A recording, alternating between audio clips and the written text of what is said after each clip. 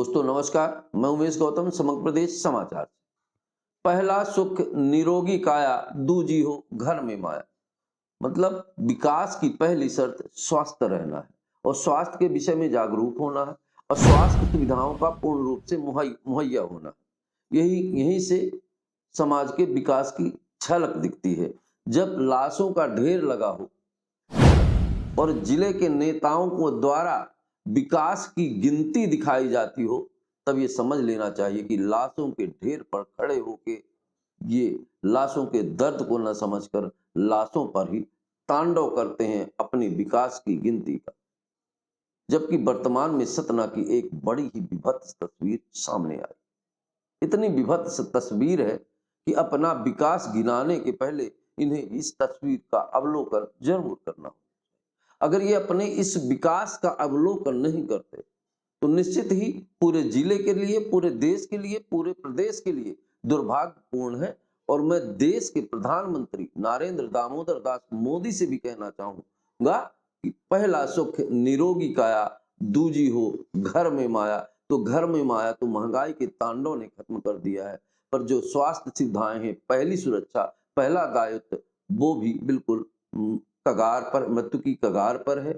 और जहां नेता अपने विकास की गिनती लाशों के ढेर पर खड़े होकर करते हो, उससे बड़ा तांडव, उससे बड़ा दुखद और उससे बड़ा संवेदनशील कोई बात नहीं करते हो सकती। अभी सतना में एक स्वास्थ्य विभाग का बहुत ही बढ़िया, बहुत ही दुखद निर्णय आया है। हम आपको बताना चाहते हैं कि सतना में 5 महीने के अंदर 431 बच्चों की मौत हुई। 5 महीने के अंदर 5 3 15, जिसमें 150 दिन होते हैं, पर 431 बच्चों की मौत होना साबित करता है कि प्रतिदिन स्वास्थ्य विभाग के अंदर हॉस्पिटल में 2 से 3 अबोध बच्चों की मृत्यु होती है।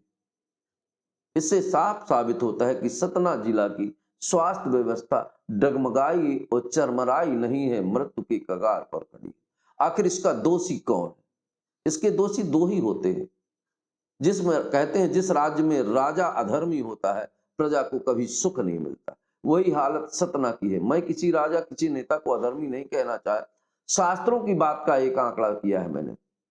वहीं सतना के सारे नेता जन्मदिन मनाना हो तो अस्पताल जाकर एक केला देकर फोटो खिंचवाते हैं, पर शर्म नहीं साथ लाते हैं कि उस अस्पताल में हम फोटो खिंचा रहे हैं जहां अबोध बच्चों की मृत्यु दर रोजाना 3 से 4 बच्चों की। तो आखिर ये किस लिए अस्पताल जाते हैं? क्या एक अस्पताल सेल्फी पॉइंट होता है? तो ये आम जनता बताए कि ये शर्मनाक है कि नहीं। एक केला देकर लोगों की बदनामी करना, क्या ये जनसेवा है? जनसेवा की वास्तविक परिभाषा इन नेताओं को आना चाहिए। दूसरी तरफ सतना की नवनिर्मित राज्य मंत्री प्रतिमा बागरी जी, उन्हें जब कुछ भी देखने, सुनने, समझने को नहीं आता तो वो सीधे अस्पताल चली जाती। वो चाहे नागौद का अस्पताल हो, चाहे सतना का अस्पताल हो, कई बार उनके ज्यादातर दौरे अस्पतालों के ही रहते हैं।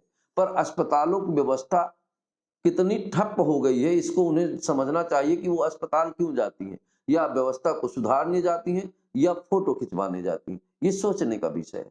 ये सतना जिला की राज्य मंत्री है, नगरीय निकाय विकास मंत्री है। अगर ये सतना के नगर के अंदर के विकासों को ही बहुत अच्छे तरीके से नहीं देख सकती, खासकर अस्पताल का, तो इन्हें अस्पताल जाने का कोई हक नहीं बनता है। जिस अस्पताल में 5 महीने में पूरे रीवा बिंद क्षेत्र में मृत्यु दर में दूसरा स्थान है सतना,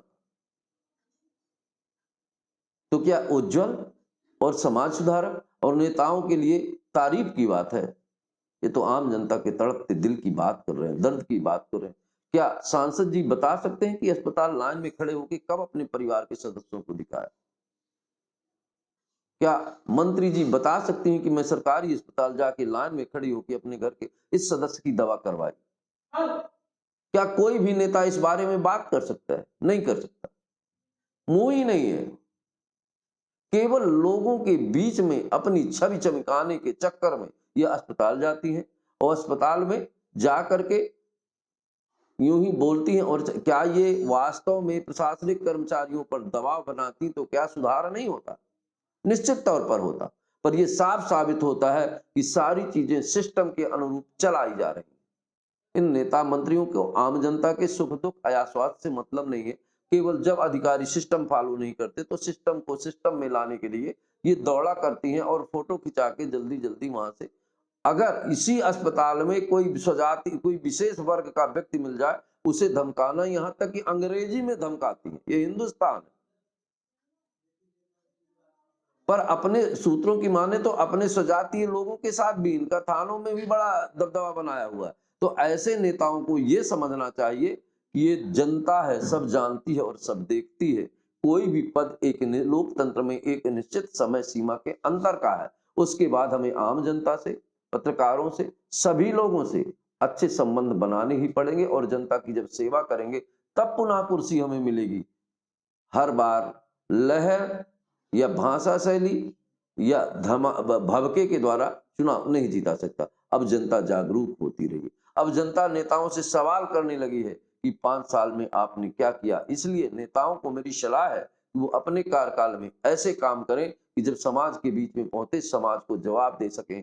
हमारे सतना में जितने ही 20-25 सालों से विगत नेता है, कोई भी जनता के बीच जाके जवाब नहीं दे सकता। अगर वो विकास की गिनती गिनाता है तो निश्चित ही लाशों के ढेर पे खड़ा होकर गिनती नहीं विकास की, तांडव करता है, नृत्य करता है। और इस नृत्य को आम जनता को समझना होगा कि सरकारी अस्पताल जाकर, तालाबों में जाकर केवल फोटो खिंचाकर वीडियो वायरल करना ही समाज सेवा नहीं है। समाज के लिए समाज से जुड़े दर्द को समझना होगा और संवेदना को समझना होगा। दोस्तों नमस्कार, मैं उमेश गौतम, समग्र प्रदेश समाचार।